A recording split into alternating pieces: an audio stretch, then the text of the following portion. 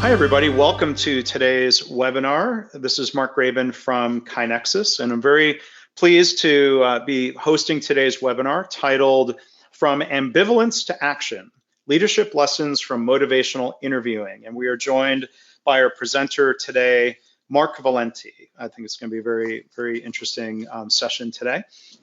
So let me introduce Mark before I'll hand it over to him. I met Mark a couple of years ago. There's a bit of overlap in our professional circles related to lean, and especially as I first got introduced to this field and this practice and these mindsets of quote unquote motivational interviewing, which Mark is going to talk about today. We've had a number of conversations, and Mark's been very gracious with his time in terms of being a coach and a mentor for me as I've tried to learn more about these methodologies.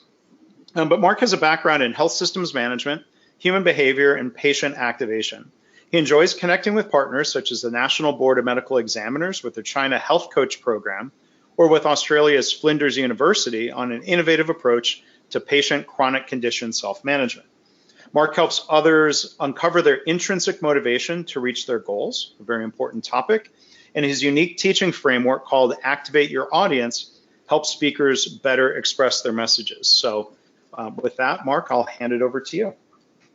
Great, thank you so much, Mark. I'm extremely happy to be here, and I appreciate the opportunity, as always, to collaborate. So today, as Mark said, we're going to be talking about From Ambivalence to Action, the leadership lessons from motivational interviewing. And it's really about recognizing that people struggle with changing their behavior. Changes seem overwhelming and unreachable. And it's really about, as leaders, when we're working with an organization, what is our role to help people change their behavior? So a few logistics, the blueprint for today. We are going to be talking about motivational interviewing, a brief background on what it is, where does it come from, and what does it have to do with changing behavior and ambivalence? And again, how does it relate to your role as a leader? From a timing perspective, Mark did talk about, we're going to be doing this presentation part for about 45 minutes with questions at the end. As Mark said, please make sure to type in your questions before that. I will be pausing about halfway through for you to ask additional questions, which Mark will sort of pull together and read off. As always, it is up to you if you choose to ask questions or not. And you are not prisoners in front of your computer screen. You are welcome to do whatever it is you normally do during webinars. Feel free to check emails, phones, etc. It's really up to you to decide how much this is relevant to you. And it's up to me to really talk through this, and you can figure out what is relevant to you and your work. You're not expected to be a scholar after today's discussion. It really is only less than 45 minutes of different topics, but I'm hoping that you'll find these individual bite-sized pieces of information relevant to your work, figure out how it relates to the rest of the work you do, and maybe there's a few tips or tricks afterwards. I am going to include my email at the end of this, so you're welcome to reach out to me as well if you would like further information or discussions. As Mark said about the handouts, it is something that I will also upload. I'll send it to him to upload. Because the idea behind this is as humans, we only really remember about 20% of what we're exposed to at any given time. So you're welcome to go back, of course, and listen again and reference the handouts that I will send to Mark to upload as well. And if you'd like to take notes, by all means, you're welcome to do that. There will be a few things posted on LinkedIn related to this. I know that I'm connected to many of you on LinkedIn, so that's an opportunity to communicate as well. The other warning I must say is that this webinar is rated PG. It really means that we may talk about things with human behavior or make pop culture references that may include sex, drugs, rock and roll, all that stuff. So just wanted to forewarn you.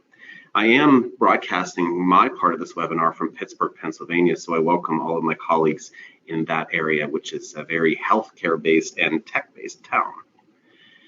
So let's talk about motivational interviewing, and specifically what it is not. Motivational interviewing is not the same as motivational speaking. It is not Tony Robbins getting up there and trying to motivate the crowd. It is not the charismatic doctor or the charismatic boss getting up there and trying to inspire people to change. Motivational interviewing is not that. Motivational interviewing is not Matt Foley from Saturday Night Live who is scaring people, scaring kids into making positive decisions, or they'll end up like him, living in a van down by the river.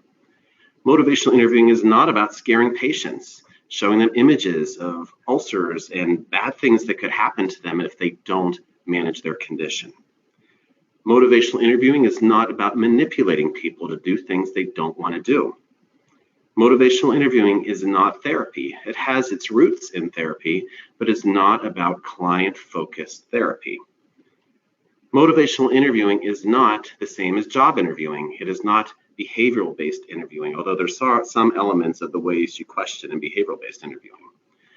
Motivational interviewing is simply helping people change. And it gets its name, its framework from Motivational Interviewing by Bill Miller and Stephen Rolnick. And if you have this book, that's fantastic, because this particular book, the third edition, came out in 2013.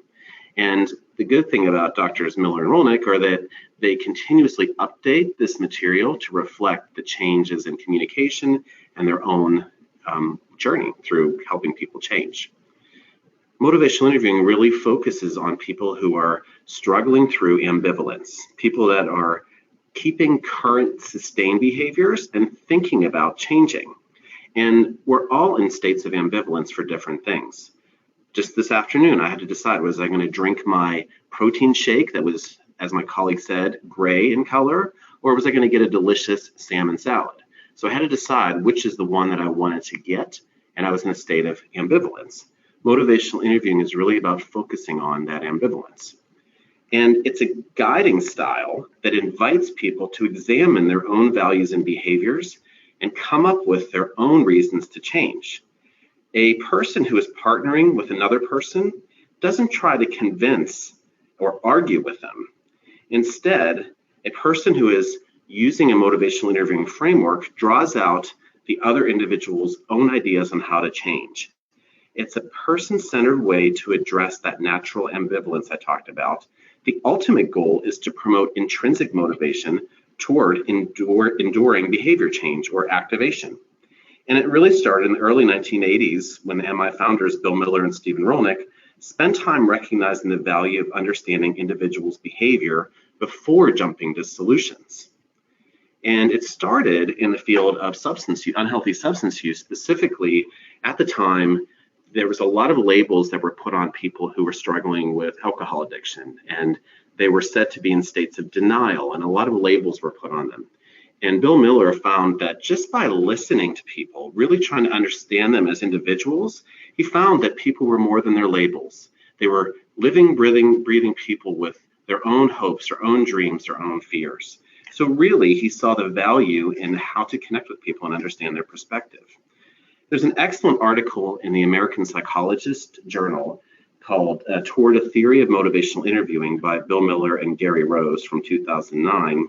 And it really kind of details this in much more information. Of course, you're welcome to read that if you choose. This webinar today is really about giving a high-level overview. I'll include some of these references in the documents if you choose to follow up with them. The purpose today is to spend less time on the history and publications, but to kind of break down some of the key concepts and how it applies to the workplace. We talk about the word activation.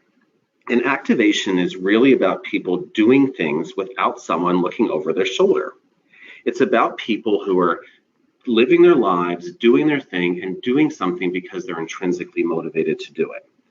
A former colleague, Dr. Bruce Block, used to say that healthcare happens in between visits, that 99.9% of the time that people are not in the doctor's office, not in the hospital, they're out there in their community, in their life, with their family, in the supermarket, and they're living their life. That's when healthcare happens. And motivational interviewing is about helping somebody reach their health goals and change their behavior in a meaningful, self-managing way. And it's directed toward a particular goal as opposed to traditional client-centered therapy. So when you think about patients, what exactly are we activating them to do? Well, there's lots of things. The goal is to guide them toward this self-management of their own health. And that would include cutting down on cigarettes, cutting down on other unhealthy substances. It would include taking their medications, or changing their diet to a more healthy lifestyle, or if they have certain conditions, monitoring that conditions, like somebody who has a history of heart failure, weighing themselves every day. It could be about activating a patient to call the doctor's office whenever they start experiencing symptoms. It could be about getting people to cut down on that Chinese buffet. It could be about somebody who's pregnant taking the prenatal vitamins and going to their doctor's visits. All of this activation is really about that self-realization of somebody's health goals and having them do it without somebody looking over their shoulder. But it's a process. It is the top of the mountain there, and it takes a while to get there. Traditional healthcare focuses on the planning step, which there are actually 4 steps before you get to activation, but planning is really about traditional healthcare. Planning is what most people do when they're leaving the hospital. Everybody at the hospital gives them a bunch of information about discharge information. If they're leaving a doctor's office, they give them an after-visit summary. They dump a lot of information. They plan and say, here, do this. They try to incorporate certain things like a diseased lung, like in the picture there, to say, here's what will happen if you don't follow through with cutting down on smoking. There's a lot of scare tactics out there as well, putting things out there, hoping to basically scare people to change their behavior. There's a lot of creative advertising out there as well, trying to get people noticing and following through with that behavior. And the image on the screen right now is a creative advertising campaign to get people to get their colonoscopy. It was put on the back of bus seats. But ultimately, this doesn't change people's behavior, and they end up not following through with their care or being activated in their own health. And when it comes to the office, when it comes to organizations, we do the same thing with our teams. We present them with a lot of information. We give them documents, policies, and procedures, all sorts of great educational material, and we just dump it on them and plan and say, here, do this. And inevitably, people become frustrated and they don't change their behavior. The frontline staff members, those team members, they're just not seeing the value in doing it. And if you do it too much, they end up looking for other jobs. Motivational interviewing is really trying to understand what is the root cause, what is the current condition. And it's trying to understand people and what motivates them without making the assumption and jumping to planning. And it starts from engaging, getting to know somebody for who they are. What are their fears? What are their values? It's trying to understand the current condition and engaging before jumping to that target condition planning. Somehow I think there's something in the lean CQI philosophy that follows the same idea, but it's the same philosophy when applied to people. And to really understand activation, we want to start with motivation. What starts people getting up in the morning? What gets them out of bed to face the day? And I refer to the book Drive by Daniel Pink. Drive is the surprising truth about what motivates us. And if you're not familiar with this book and this author, he's done a lot of research and interviews and observations to really understand motivation and human drive. And he talks about sort of that first level of drive called the biological drive. And it is similar, as you probably know, to Maslow's hierarchy of needs, that basic needs that must be met before any intrinsic motivation is even thought about. And from a biological perspective, we think back to our paleo brain when we used to live out in the woods and in the caves, and we're literally trying to survive every day. And until those basic biological needs, food, shelter, safety, are met, then those cavemen, cavewomen can't even think about other changes. But it translates to modern society as well. There's a lot of people out there who are struggling with food, water, shelter, all the social determinants of health, those types of things. And until those needs are met, it's hard for people to think about cutting down on smoking or testing their blood sugar. It relates to the job as well, maybe not as overtly as seen in front of you, where people don't feel like they're actually physically going to be harmed in their job. But how your biological needs relates to your job is if you're worried about getting fired and thus losing your ability to pay for food and water and other services, then your basic biological drive is what you're trying to follow through with. That is your drive every day because you're worried about getting your job, keeping your job. And if you're worried about keeping your job, you're not innovating, you're not coming up with great ideas during staff meetings. If you don't have the tools to do your job day to day, you're stuck in that biological drive because you cannot survive day to day without the tools, whether they're physical tools or whether they're computer access programs or software or electronic health records. Also, when things are unclear, when signage is unclear, and this is an example of, on the right, you see it says men's room to the left and the women's room is pointing to the right. The room on the right here is actually the women's room and the room on the left is the men's room. But when signs are unclear, people start to panic, people get worried. And if those needs aren't met and things are clear, then we cannot ever graduate past the biological needs. And when there's a lot of ambiguity and pieces of the puzzle are missing, we end up coming up with our own ideas about what goes in there. And as human beings, we often fear the worst. If our boss neglects to answer us an important question in email, then we start thinking, they like me? Are they going to get rid of me tomorrow? We start filling in that ambiguity. If those two questions seem familiar, they're part of the 12 elements of employee engagement from Gallup, and they're basic needs that must be met before employees can sort of graduate to the next level. And an example is question number 2. I have the materials and equipment I need to do my work. That's one of the Gallup questions, which really tries to understand, is this person able to do their basic job day to day?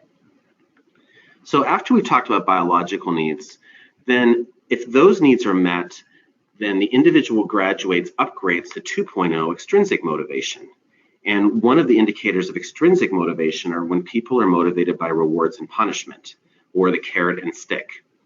An example of this is a lot of healthcare insurance agencies lose a lot of money whenever their members don't come in for the annual wellness visits. So what do? They send out gift cards to entice people to come into the office. And those gift cards are carrots, which are extrinsic motivation. Also, there's a lot of times when organizations, departments put up great programs in the department, like the lean board in front of you, but people just aren't motivated to participate. So they try to entice them to participate by offering things like pizza parties, which is an extrinsic motivator. It may get people to respond to that and fill things out on the board or give feedback or give their thoughts on how to implement standard work, but it doesn't change their intrinsic motivation because they're doing it to get that carrot or stick. You often see this a lot of times in offices, like on The Office, when they do weight loss competitions. People struggle with intrinsic motivation to lose weight, so they look to others for that group feedback on how to lose that weight, and it becomes a competition. Another thing that's put out there for an extrinsic motivator is continuing education units. So what happens is people put on classes and they say, come on, get your CEUs. It's an important thing, I'm not debating that, but if that's the only enticement people have to come to a class, they're really only coming in for that extrinsic motivation as opposed to coming in for their intrinsic motivation.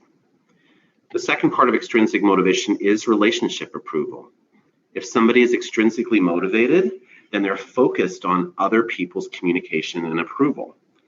And it could be colleagues, which is fine, but if you're only focused on extrinsic relationship approval, then you never move to intrinsic motivation. Now, this is particularly relevant when a person in a position of power, a leader, spends time focused on relationships. If the person in the position of power in the leadership role is volatile or shows favorites or even says words like, I appreciate your help, it actually keeps people looking for more and more feedback. So if a leader says something simple like, thank you for staying late, I really appreciated it, what the leader is doing is actually focused on the relationship as opposed to the intrinsic motivation of the staff member who stayed late. One of the other Gallup questions talks about receiving feedback within 7 days, positive feedback and recognition. And the reason why it's there is because our brain is often geared toward getting that feedback. And if we don't get it after 7 days, we crave more of it. But workplaces that focus only on gratitude and relationships never have their employees graduate to intrinsic motivation. And this can come up in the example I gave with The Godfather, but also if you have a physician who communicates a lot and really focuses on the relationship, or a boss that does the same thing. And what happens is people end up filling out forms or looking at metrics and chasing those things, because that's really the check the box mentality, and it seems to be what's valued in the department, as opposed to really focusing on intrinsic motivation. An example of this on the Gallup question is, at work my opinions seem to count. And if people don't feel that their opinions seem to count at all, then they kind of go back to biological motivation, because at some level we actually crave that feedback, as I mentioned. And once we get that feedback, then we can think about upgrading to the third level of motivation, which is intrinsic motivation. So once our biological needs are met, our extrinsic motivation is met, then we graduate to intrinsic motivation. And one of the key points of somebody with intrinsic motivation is that they must know that they have autonomy. As human beings, we have choices. And the moment we feel our choices aren't there, we regress back to 2.0 or even 1.0. And the idea behind this is, and behind motivational interviewing, is saying that everybody has a choice. So patients have a choice of having that muffin or that apple. Even people that are in court-mandated drug and alcohol rehab programs have a choice. Do they attend or do they not? And what we find is that when people are more aware that they have choices, then they tend to really tie into their intrinsic motivation.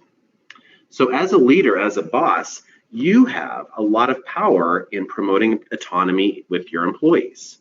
So if you say things like, well, this meeting is mandatory, then you're saying to that employee they don't have a choice. And if you're in a position of power, you're definitely taking away that perception of choice.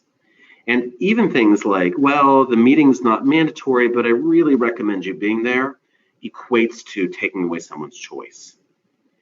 So some successful programs actually use the idea of choice when attending trainings and meetings. Essentially, they're advertised as optional, and employees can choose if they find value in it or not. And you may think, well, if you do that, nobody may show up. And that could be a real concern. But if truly nobody is showing up to these classes and meetings, then maybe it's up to you as a presenter or facilitator to think about, what do I do about this check engine light? What does it say that's going on? And it's really up to you to decide, do you want to see and do a root cause to figure out why they're not attending? Why don't they find value? Is something else going on? Or do you put duct tape over it and pretend it's not happening? So as a leader, you're in a position of power, and it's up to you to guide people toward their own self-efficacy. Once people have autonomy, one of the intrinsic motivators is mastery. Somebody who's intrinsically motivated really focuses on improving themselves. They do a lot of reading or learning outside of work, and it really helps them to build themselves up. It's actually one of the questions on Gallup that says, in the last 6 months, someone at work has talked with me about my progress. And it really shows that people that answer positively to this feel like they are learning and growing and working toward mastery. Finally, the third part of intrinsic motivation are people that are doing something because they're feeling like they're part of something bigger. And people that are focused on helping the community and giving back and working with an overall mission are people that are intrinsically motivated. People that feel intrinsically motivated to participate in the huddles and the lean board and participate even in this webinar are intrinsically motivated. And one of the things on the Gallup as well is focused on, do I have the opportunity to do what I do best every day, or is there a disconnect? So I had the tips jar up in the very beginning of my presentation, and it represents the two types of people that give tips. The first type is somebody who's intrinsically motivated, who's going to give money to that barista or waiter or whatever because they truly want to give back to the community. The second type of person is extrinsically motivated, and they only put money in the tip jar when the person is looking. In other words, they're looking for that external relationship approval to give the tip. There's actually a Seinfeld episode where they talked about this. So extrinsic motivation, you're looking for approval. Intrinsic, you're doing because you want to help, regardless if somebody sees you do it. So I want to pause there for a moment and give just a couple of minutes if there's any questions that I can answer right now before continuing. And Mark, I'll turn to you. Okay, we have not had any questions come in. No problem. I will continue on and just want to do a spot check. Okay. Oh, actually, wait. Oh, if it's all right. Here's a question. Can I find a study with stats of using motivational interviewing versus traditional planning to improve patient compliance? Yeah, so I think that's a great question. There's actually quite a few different studies out there in different areas. Let me actually, Mark, if it's okay with you, I can actually make a couple references to some of those when I send you the information. Okay, we'll pass that along. Yeah. I'll do that and leave a note. And maybe let me kind of add a question to the question. Within motivational interviewing frameworks, thoughts on the word compliance versus other words? Yeah, so that's a great point, a great call out. And if anybody's listening on this call that actually has attended workshops with me, we actually write that word on the board to say that's kind of a word that has sort of a certain meaning to it. It's sort of like if you were told, if anybody who was told, well, you weren't compliant with attending, the meetings I set up, it kind of evokes a certain emotion. So the word compliance, just by its very nature, sort of almost looks at the deficit model as opposed to a strength-based model of an individual. And there's a couple of words like that, adherent, compliant, denial, that sort of indicate that. What we like to use is instead of a patient is not compliant with their medication regimen, saying that patient is struggling with following through with their care plan. And really it talks about the struggle and the person as an individual instead of a label. Great. There's one other question, and then any other questions that come in, maybe we'll hold for the end. What's the alternative to providing positive feedback to an employee? And it says in parentheses, driving extrinsic motivation. Yeah, so I think part of this is really recognizing that extrinsic motivation is a step in the ladder. And if an employee is really, after talking with them, you can tell that they are really looking for that feedback, then it's an opportunity to give that feedback, but your ultimate goal is to get to 3.0. Now, there's another book off the top of my head called The 5 Languages of Appreciation in the Workplace. And it's actually by the same author who talked about the 5 love languages. And he talks about that as individuals, we prefer a sort of, what's the word? We prefer sort of a acknowledgement of the work we've done. And again, it's extrinsic motivation. Off the top of my head, their time spent. There's a few of them. I can send a link to that as well. And really understanding how does this person like to be thanked for their work in Motivation 2.0. So for instance, there's some admin folks who I work with who I asked them, like, what is the language that they prefer? Because they get a lot of gifts, but they said, actually, we don't want the gifts. We want just sort of a word of affirmation of our work. So it's really understanding individuals and understanding what is their extrinsic 2.0. And then once you meet that need, think about ways to move out of intrinsic motivation. So the example I gave, and then we can continue on before, about the employee who stayed late to enter in data, let's just say, if the employee, we'll call him Bob, stays late to enter in data, the boss says, thank you for staying late, I appreciate it. That's focused on extrinsic motivation. If that employee stays late, and if Bob stays late and the manager says, you really are dedicated to our company, that is focused on the employee's intrinsic motivation toward their purpose. So saying, instead of thank you, saying, you really are dedicated to our company, the boss is actually calling out the employee's intrinsic motivation. And that is how you start stepping into having the employee think, oh yeah, I am focused on the overall purpose and my intrinsic motivation. Okay, so thanks for reframing those questions, Mark. Sure thing. All right, so going back, we talked a bit about the engaging step of motivational interviewing, sort of really everything we talked about, really understanding and meeting another person where they are, whether it's a patient or a frontline staff member, really understanding where are they with motivation? What do they appreciate? What's even driving them to get to work? I was a few years ago actually walking around in a hospital system in a radiology department, and I was walking around with one of the leaders, and he was just showing me the different areas of kind of behind the scenes with the different analysis that goes on there with the computers. And there was 2 folks that were sitting there who had worked there for at least 5 years. And I just said to the one woman, I said, so tell me, what motivates you to be here?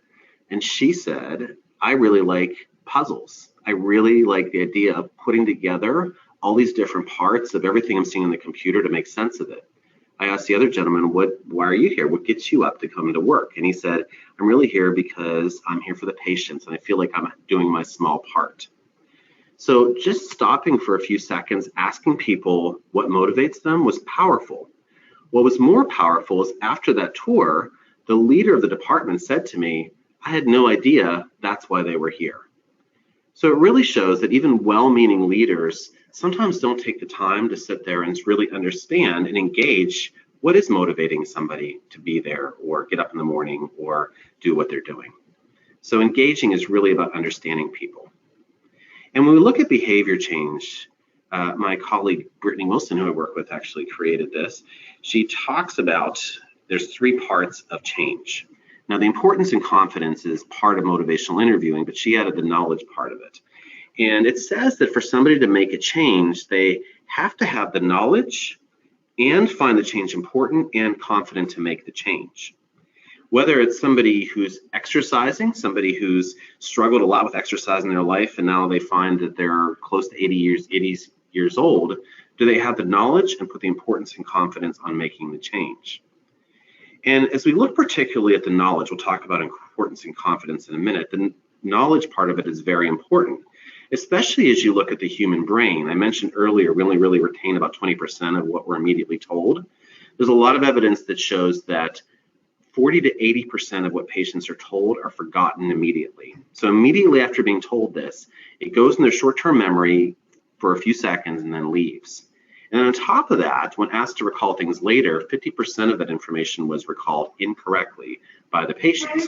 So really spending a lot of time with understanding the patient's knowledge and recognizing as humans, we have deficits in knowledge and memory. And without the knowledge, the rest of the change can't happen. But it's not just about knowledge, it's also about importance and confidence, the other parts of motivational interviewing and motivation we're talking about today.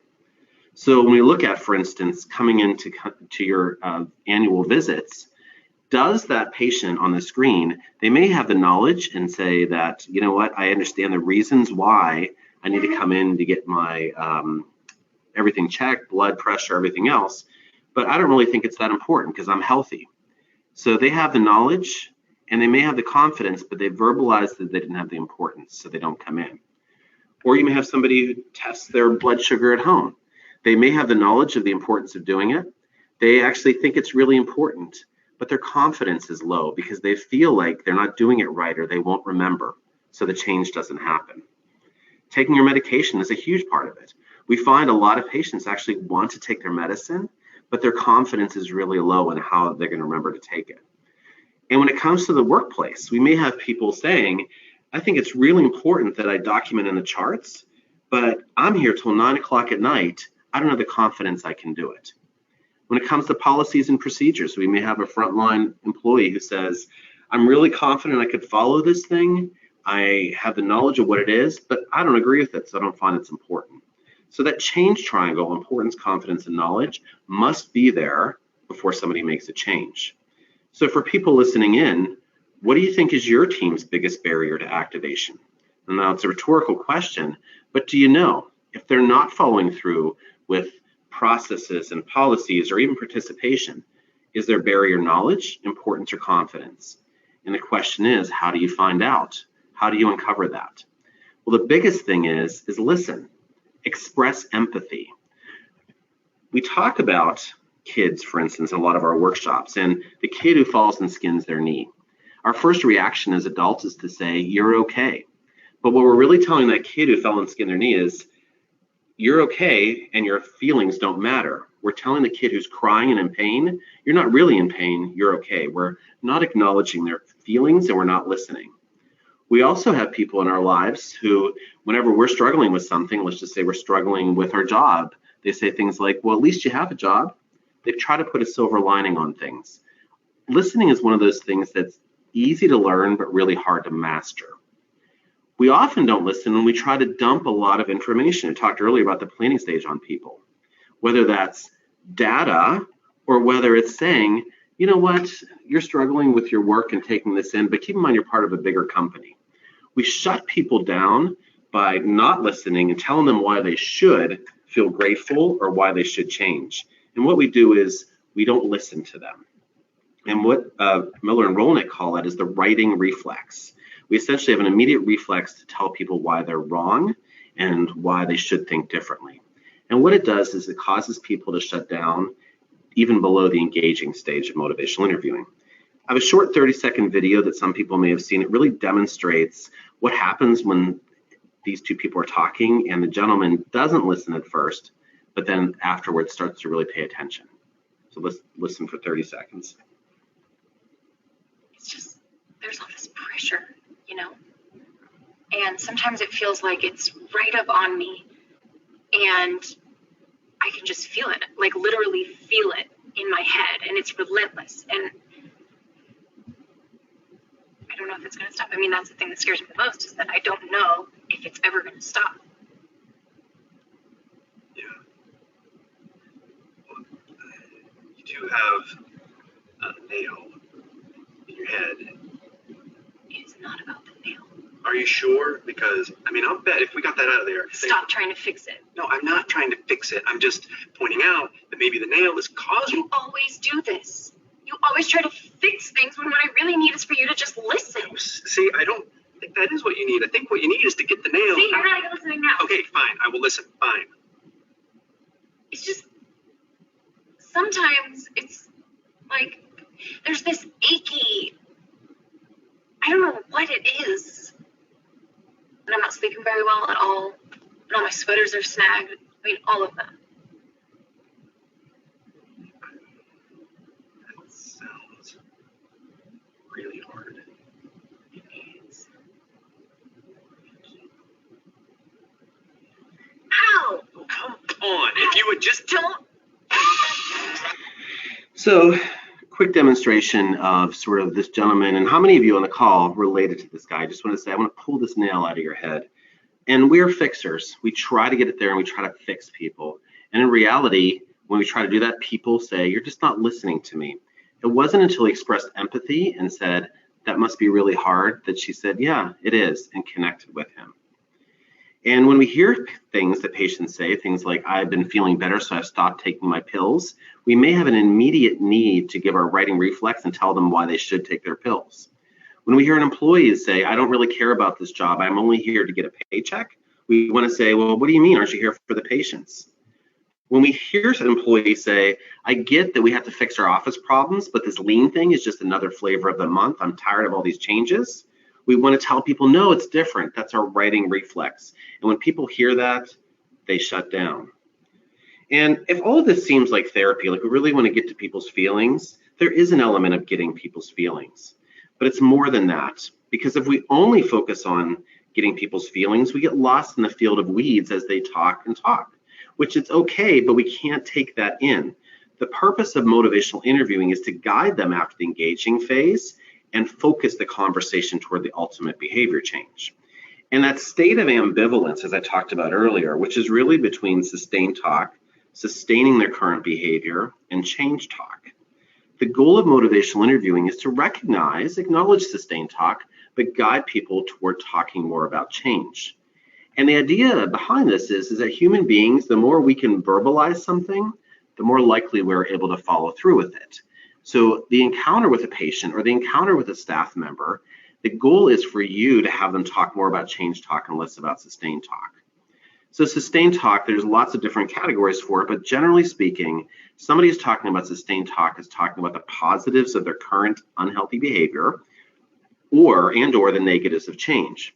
So as an example, I feel like I need to run because I need to get into my other genes, but it's really hard to go running after work, especially after giving a webinar. So my sustained talk was talking about how difficult it is to make the change.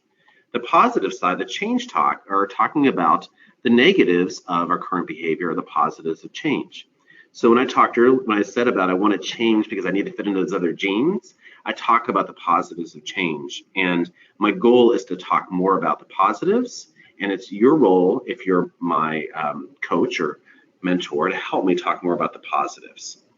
Actually, this video is definitely 58 seconds, and it's with Dr. Marcus Welby, and it really demonstrates change talk that comes from within the patient. And we're going to briefly talk about that. Can you explain it? I've checked you thoroughly. You don't have any physical disorders to blame those pounds on. And your mother swears she keeps you on that diet at home. Shall I tell you why you're heavier? You've been cheating, sneaking things into your mouth. Candy, soda pop, pizza, munch, chomp, gobble. You make it sound Ugly? Isn't there something you could give me? I read a magazine about these pills that kill your appetite. Forget pills. Well, what about hypnosis? Kimberly, there is no substitute for willpower. And unless you supply some, you'll go through life as a jolly fat girl. That's a mean thing to say. I'm sorry, I have no sympathy to waste on self-indulgent children. I want to see you back here a week today. And you'd better be thinner. So, Dr. Marcus Welby, traditional healthcare approach, do this, it's bad. The way you're eating is bad. And the patient actually had elements of change talk. She talked about how she was looking at pills and hypnosis. Is that the most appropriate treatment? I don't know. But the point is that she had change talk. She wanted to make changes. And instead of having her talk more about it, Dr. Marcus Welby shut her down and ridiculed her. So when we go back to what was said before, I get that we have to fix our office problems, but this lean thing is just another flavor of the month. I'm tired of all these changes. The sustained talk is them talking about the frustration and it's hard to make changes, the difficulties with change. That was the sustained talk. The change talk is that I get that we have to fix our office problems. So in other words, this person is identifying the negatives of the status quo. So a leader the opportunity is to have them talk more about what's wrong with the office and think about that. And that's the evoking stage of motivational interviewing.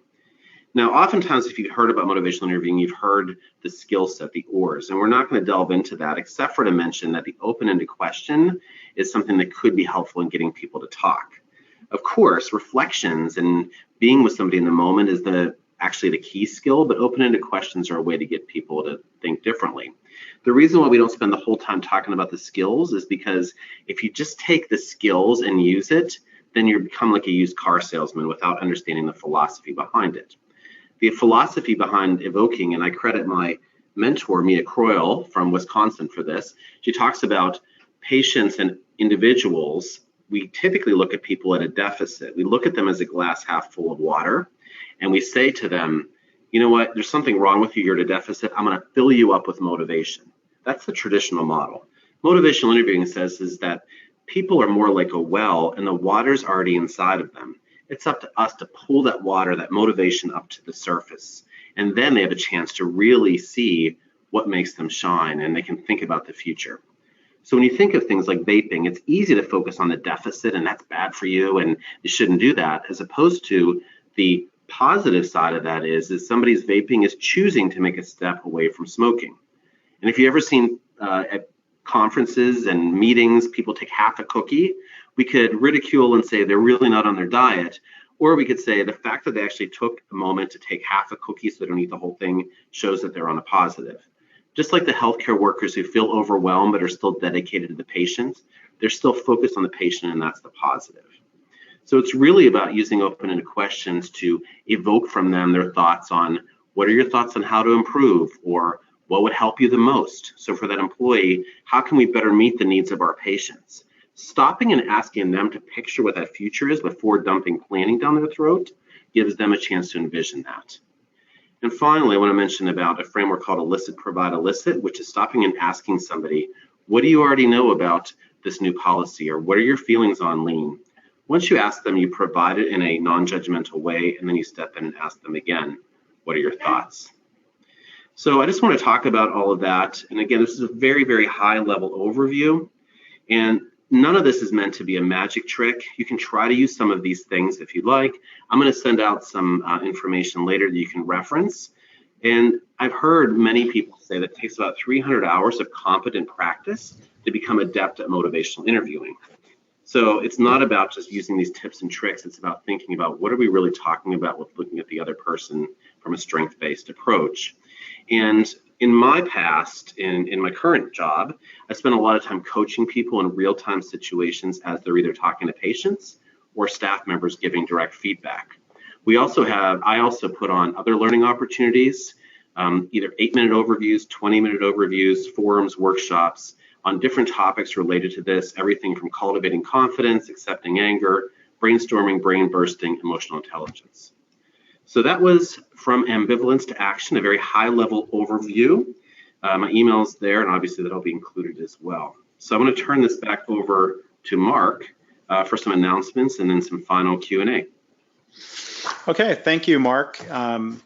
Yeah, it's funny you talk about taking half a cookie. I am very much that person who takes half a cookie or maybe less. It's a lesson I learned. There's a psychologist, Robert Moore from UCLA, who's written a number of books about Kaizen, and he talks about kind of a different path to, let's say, I don't want to eat cookies at conferences. He says there's the baby steps incremental approach of the first approach would be tearing off a bite and throwing it away, then eating the rest of the cookie. And then working your way to having half a cookie, and then maybe you're working your way down to just have a bite, and then you might be able to then say, okay, no cookie for me, which I think is a different approach. But to your point, and as we get into the Q&A on motivational interviewing, we could spend more time talking about what are my motivations to not eat the cookie, to work through that ambivalence I might have, right? That's right. That's exactly right. It's a great coincidental analogy. Yeah.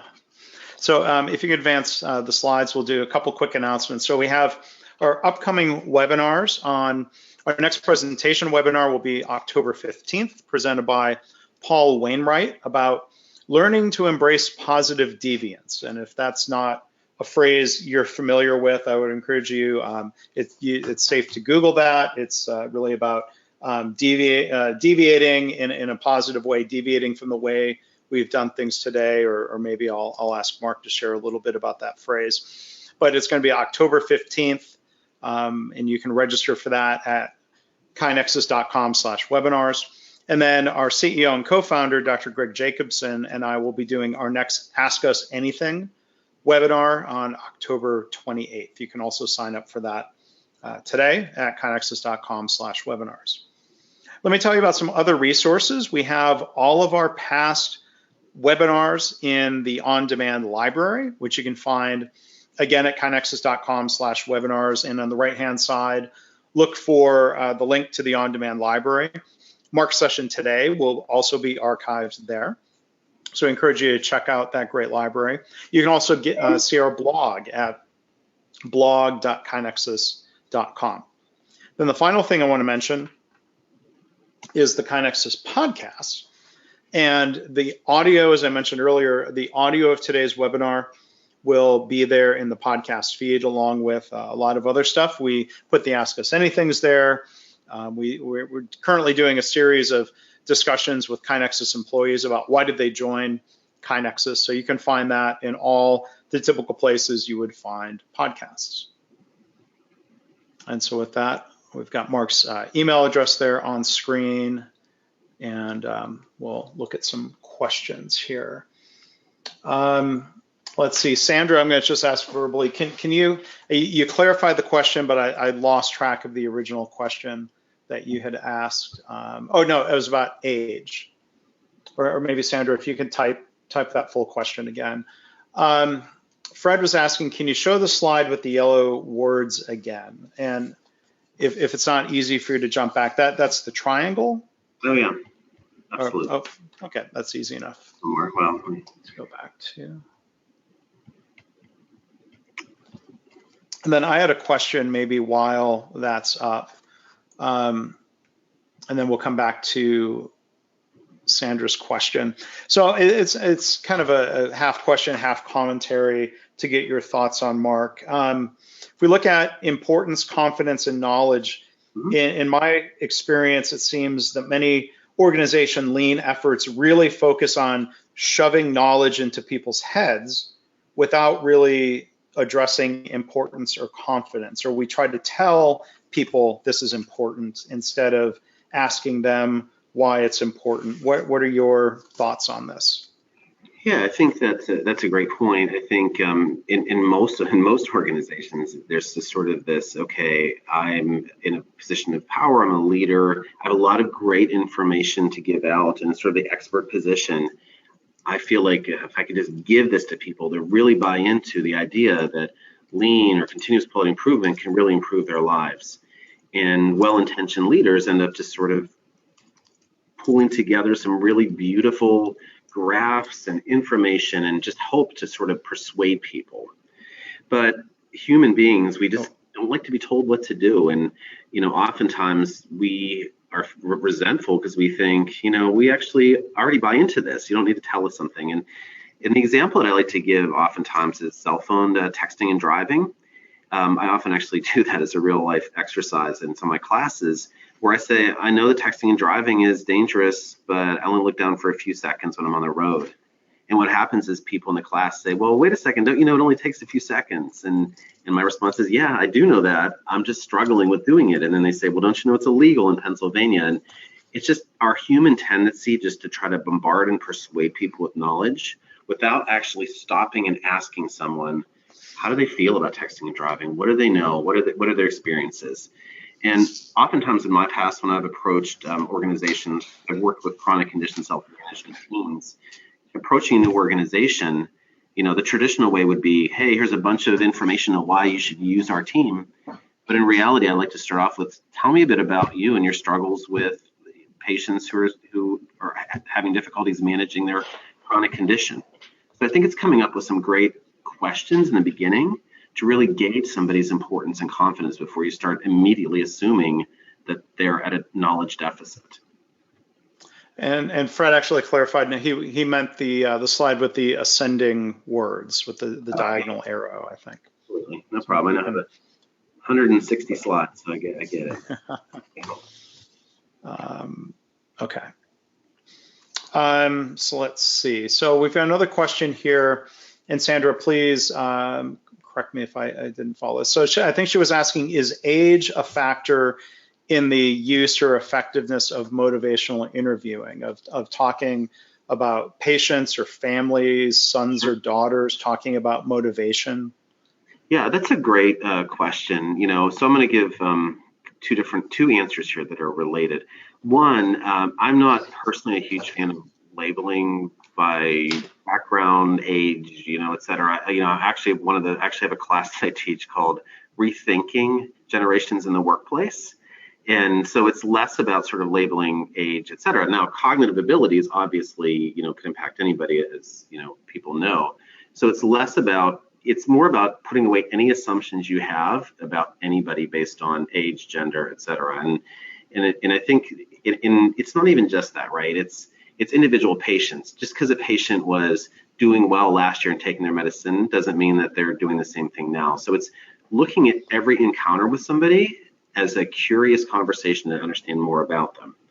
So that being said, there's oftentimes when I've worked with people who, the patient, may be 51 years old and they're struggling with some things, but in reality, that patient's spouse is the one who's really helping the patient manage.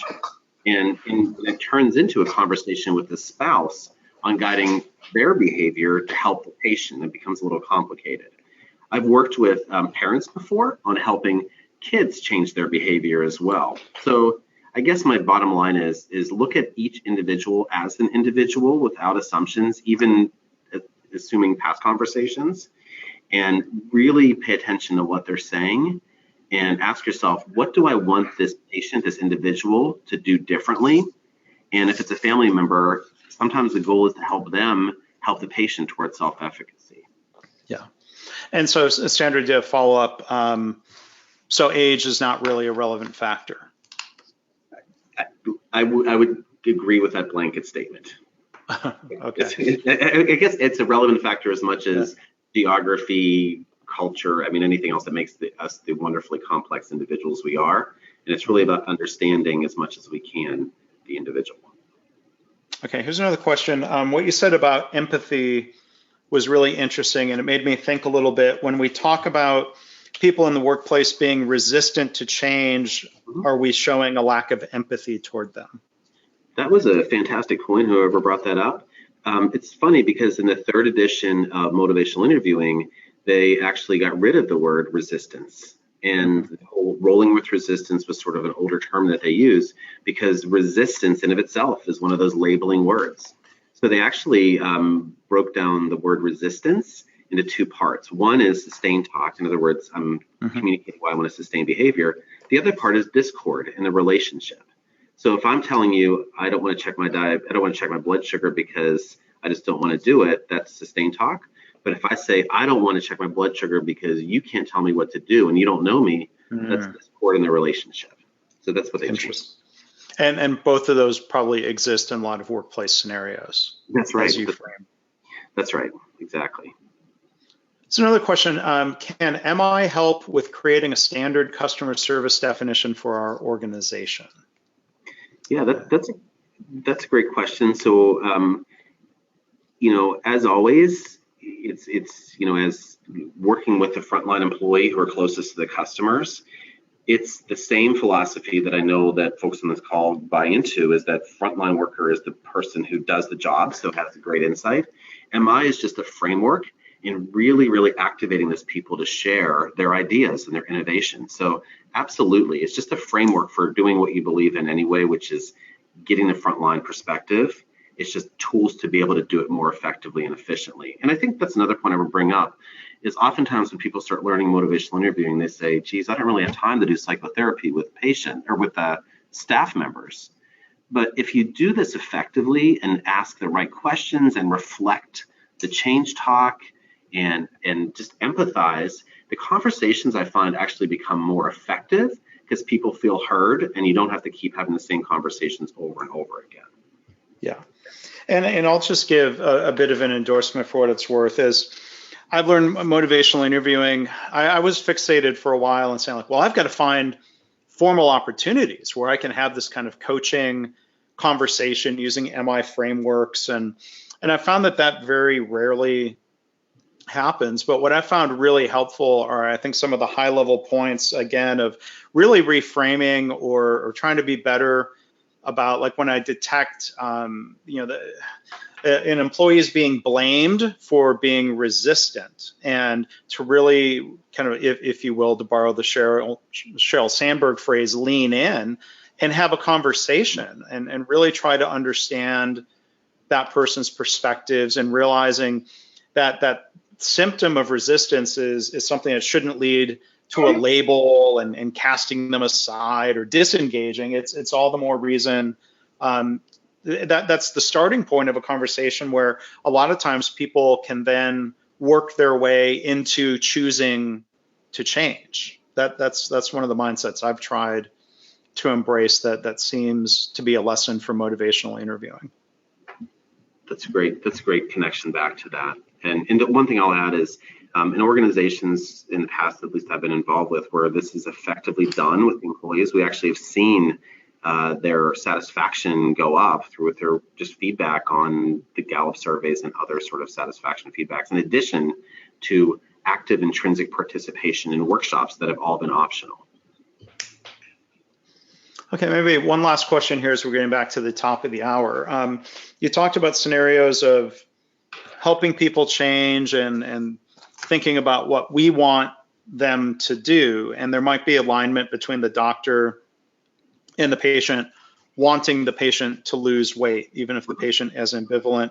But what about workplace scenarios where there might not be a shared agreement on what we need to do? In other words, the boss wants employees to do something and the employees don't think it's important. What would you suggest?